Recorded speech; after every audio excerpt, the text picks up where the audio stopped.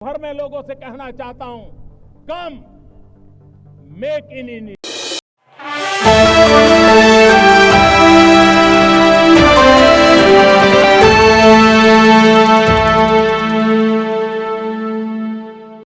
Supreme court ने गुरुवार को कहा कि विवाह के रिश्ते में पति या पत्नी ये नहीं कह सकते कि वे पूरी तरह स्वतंत्र होकर जीना चाहते हैं।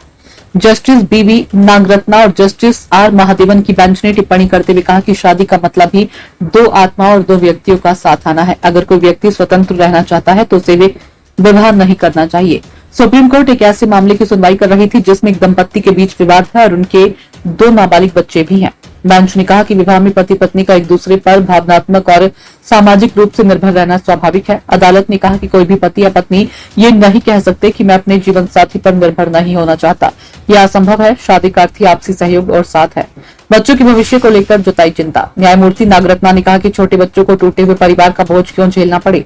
अदालत ने कहा कि अगर पति पत्नी साथ आते हैं तो बच्चों के लिए सबसे अच्छा होगा। अदालत ने दोनों पक्षों से आपसी मतभेद दूर करने और बातचीत से हल निकालने की अपील की। पत्नी ने वीडियो कॉन्फ्रेंसिंग के जरिए कहा कि एक हाथ से ताली नहीं बज सकती, जिस पर बेंच ने जवाब दिया कि संदेश दोनों पक्षों के लिए है। पति सिंगापुर में, पत्नी हैदराबाद में। पत्नी ने आरोप लगाया कि सिंगापुर में पति के व्यवहार के कारण उसके लिए वापस वहां लौटना मुश्किल है। उसने बताया कि वह बिना किसी आर्थिक मदद के बच्चों की परवरिश कर रही है। वहीं पति की ओर से कहा गया कि दोनों के पास सिंगापुर में अच्छी नौकरियां थी, लेकिन पत्नी बच्चों के साथ वापस जाने से इनकार कर रही है।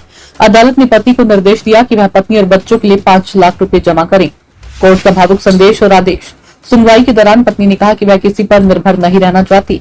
इस पर जस्टिस नागरत्ना ने कहा कि आप ये नहीं कह सकती कि आप किसी घर निर्भर नहीं रहना चाहती। अगर ऐसा है तो शादी क्यों की? पत्नी अपने पति पर भावनात्मक रूप से हमेशा निर्भर रहेगी। अदालत ने पति को आदेश दिया कि बच्चों के जन्मदिन पर वह उनके साथ समय बिताए और सप्ताहांत में अंतरिम कस्टडी भी मिले। साथ ही अदालत ने मामले की अगली सुनवाई 16 दिसंबर को तय की है।